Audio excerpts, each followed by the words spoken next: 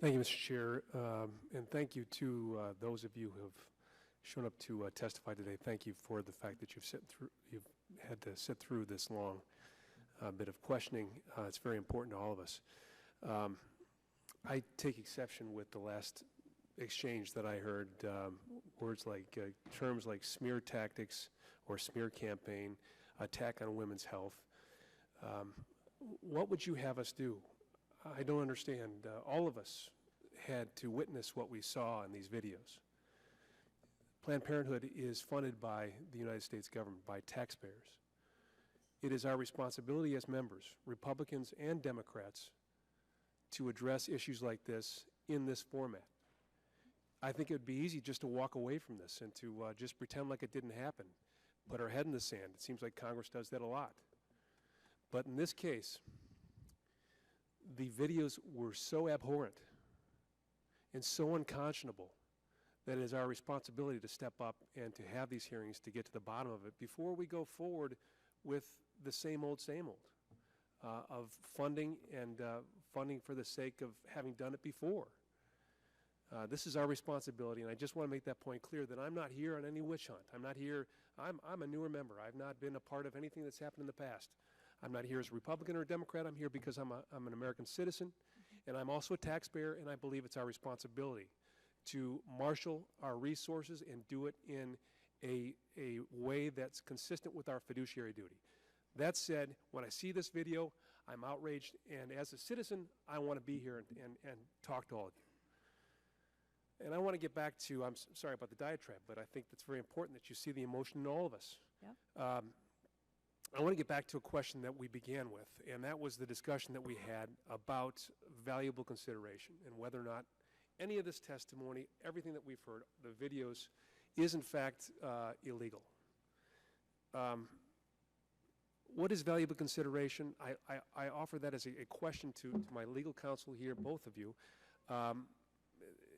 Mr. Bopp, you suggested there's a gaping hole, and it's for reasonable payments, for reimbursable costs, whatever that might mean. I want to read you a portion of this transcript, if I might. And this is between one of the folks that set up the undercover video and two individuals in Planned Parenthood. The actor that was there for the undercover video said, "And we agreed that $100 would keep you happy, correct?" Lauren Felser replies, she is also the senior director of Planned Parenthood, "I think so." Dr. Gatter, also there, MD with Planned Parenthood, said, "Well, let me find out what other affiliates in California are getting, and if they're getting substantially more, then we can discuss it then." The actor says, "Yes." Dr. Gatter says, "I mean, the money is not the important thing, but it has to be big enough that it's worthwhile." The undercover person says, "No, but it's something to talk about. I mean, it was one of the first things you brought up, right?" Dr. Gatter, The undercover person says, now here's another thought. If we could talk about a specimen per case, or per procured tissue sample." Dr. Gatter, Buyer, so if we're able to get a liver thymus pair, maybe that is $75 per specimen. So that's a liver thymus pair, and that's $150. Dr. Gatter, maybe that's, I can't tell with this transcript. Buyer, versus if we get a liver, thymus, and brain hemisphere, and all of that, and Dr. Gatter says, okay. Buyer, so that protects us so that we're not paying for stuff we can't use, and I think it also maybe illustrates things. Dr. Gatter, it's been years since I talked about compensation, so let me just figure out what others are getting. If this is in the ballpark, it's fine. If it's still too low, then we can bump it up. I want a Lamborghini. The undercover person says, "What did you say?" And Dr. Gatter says, "I said I want a Lamborghini."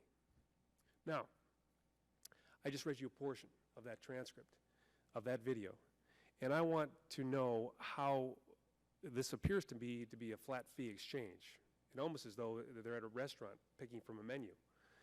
Is that not valuable consideration that they're talking about? And have we had any discussion about reasonable payment for reimbursable costs. Well, that is what your last point is. What is noteworthy, because paying anything is a valuable consideration, and the exception which they are trying to exploit is for reasonable reimbursement of costs, reasonable payments for various costs associated with the procurement of the tissue. Well, the costs don't vary based upon how many specimens you get out of a particular fetus. What varies is how much money you're going to get out of it. And what is noteworthy about that exchange is where was the discussion or reference to, well, what does it cost us? You know, when they're talking about how much. What she was interested in is, what is the market price? In other words, what is everybody else getting for this? Not because of our costs, but because of what they're getting. That discussion is 100% about maximizing the amount of money that is obtained based on market considerations and based on per specimen. Costs are not going to change no matter how many how many specimens you get, and not based on any idea of what are the costs related to the procurement. Thank you. I know that my time has expired, Mr. Chair, but if I might, the video to which I just referred to and what this committee has repeatedly referred to throughout this hearing is a material part of this discussion. And at this time, I would ask unanimous consent to enter it into the record, the entire transcripts, all the transcripts from these abhorrent tapes that we have been discussing today. Without Point of parliamentary inquiry, Mr. Chairman. I'm sorry? A point of parliamentary inquiry. Sure. Are those transcripts complete and full and unedited? Do they contain all of the statements made? Because I think a review was done that demonstrated the transcripts were inaccurate, and I think it's important, if the committee is going to admit them and rely on them, that we should have some affidavit ensuring that they are in fact complete, fair, and accurate recordings of what was actually said in the complete, unedited recordings. Mr. Chair, if I might respond. Because we're going to just Absolutely. compound injury upon injury if we're going to admit to this committee a set of transcripts that are inaccurate, that distort exactly what happened, and rely on them. We have a responsibility to be sure that they're complete and accurate. Is the gentleman requesting that the transcript of the public video be made a part of the record? Yes, these are the public videos that appear on the Reserving the right So to much like a object. transcript of any other No, quite unlike program that is made available through a news organization or anything else. That's what the gentleman is requesting. Reserving Exactly, the and- right to object. And members can assign credibility to whatever part of this. You're not transcript is. characterizing it. You're just putting into the record the Exactly. a transcript of the public record. What's Reserving appeared to the right everybody. to object. What purpose does the gentlewoman or I would like to comment.